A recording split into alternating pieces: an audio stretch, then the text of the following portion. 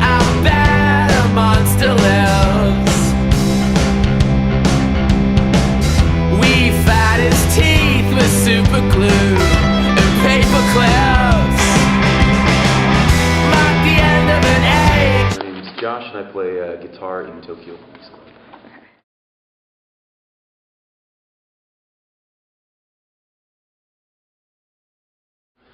Well, it wasn't, I guess we just, we were going to put the video up for download anyway, and we thought it'd be a good idea. I mean, you have the opportunity to do something, and so we just wanted to choose a place to donate it to, and all of having had animals and whatnot, we chose the ASPCA, it's the OSPCA in Ontario and Canada.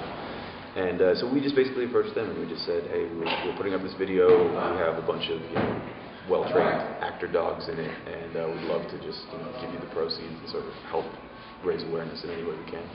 So that was pretty much it. Yeah, a friend of ours had the idea to just have what we call the dog pool party, which is what you see. And so we originally had the idea of just going down to a shelter and getting all these dogs, and then we're faced with the question of, well, how do you train them all to jump and choreo? So that's how we got hooked up with this one really amazing woman and her dogs, and they were all amazingly well trained and would do anything. It was just like an actor, like you'd say go, and you'd run across, and you'd say cut, and you'd run back. So cool. It was pretty cool.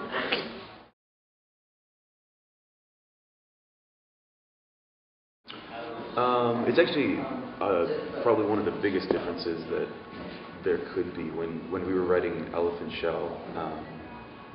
Rewind. When we released A Lesson in Crime, it wasn't really released simultaneously around the world. It was just sort of like, it came out in Canada, and then a few months later in the States, a few months later in the UK. So we were getting opportunities to play just at different times all over the place. And so trying to write for L.I.F.E. became really disjointed. There was like fragmented bits of time that we would have to write. And so that really led to a frustrating sort of, you couldn't see a song all the way through. You'd come back to it after being on tour and try to get it going again.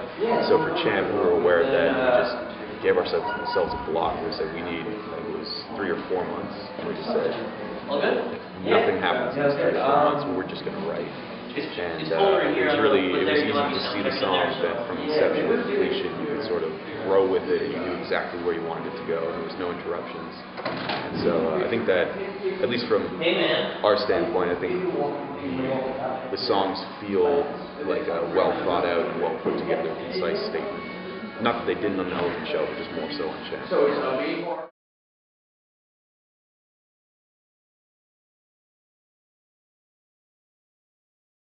I think we just we've grown more comfortable with what we do and how we write and what not to be afraid of. You're always sort of, if you read reviews all the time, you can easily pigeonhole yourself into I'll read a review and it'll say piercing high guitar, and it's like, well, is that who I am? Should I keep doing that, or should I try to do something different? And so you just try not to read it and just serve the song in the best way. And if that is piercing high guitar, then that's cool. But I think we've just sort of gotten better at not editing ourselves, but not overthinking things, and just sort of, normally the first instinct you have is one of the better ones to follow, and just not doubting yourself, just going on with it.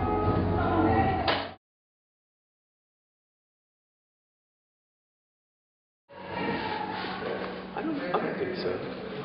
No, there's nothing that, everything's just been an experience, regardless of good or bad, which there's been plenty of both. But, no, I think we'd still do it all the same.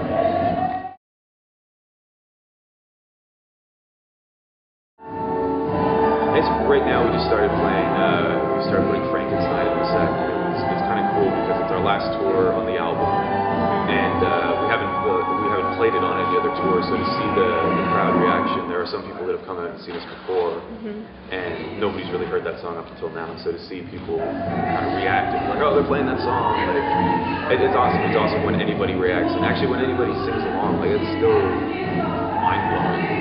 That people go to that. shows and reciting every word and air guitar and parts and stuff. And to see that is just, it really is a cool thing.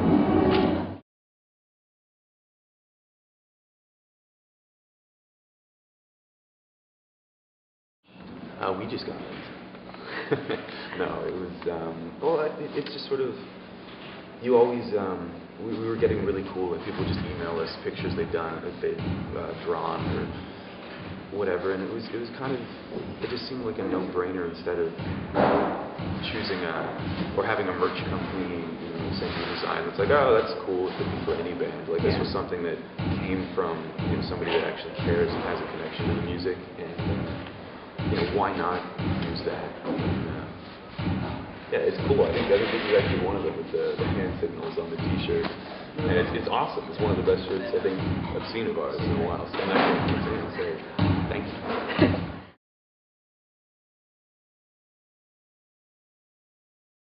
That was I think it was largely Dave's idea. It was just sort of, you accumulate so many stories and so many things that you just sort of, people always ask what's touring like and what's, tell us a story, and we always forget, so this was sort of everybody's accumulative, like put it all together into a book, and then, but we also wanted to make it something fun that was, basically we wanted to make something that if I was a fan of a band, what would I want to see?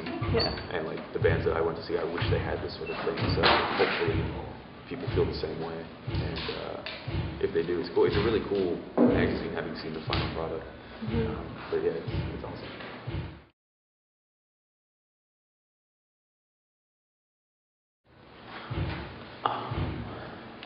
We get a lot of we get the crowd to do a lot of the work with the crowd. That's sort of that's something we realized actually early on when we were touring a long time ago, is that people were just like, yeah, you get the crowd to clap a lot, and when it's a legal age crowd, they all have a beer, nobody's gonna clap. So that's if you might be expected to put your beer down and clap with us at our show, which I hope you do.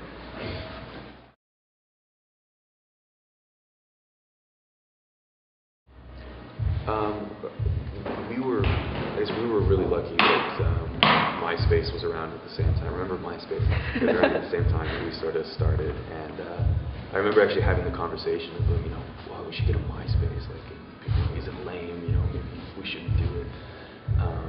But that is undeniably one of the key ingredients, at least for us, to for bands that nobody's heard of, or are pretty localized or whatever, just to get the word out there. There was nothing like that before, and that helped us immensely. Like and I'm sure it's still helping bands and Facebook as well.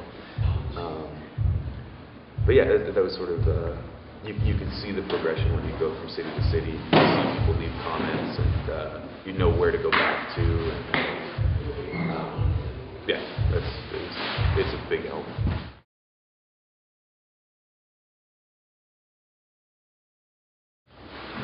Probably, yeah. I mean, we really didn't have any presence down here until, it's really hard to come, when you don't have any presence down here, to just come and tour. It's expensive, and you have no idea what you're getting yourself into. So this sort of helped you test out the waters and just be like, oh, well, let's go play in, Detroit, because, you have a few fans there, or whatever. You could sort of see where you can start going, and then once it spreads like that, it just sort of spreads out to everybody, and people send along to their friends, and then you're in Philadelphia.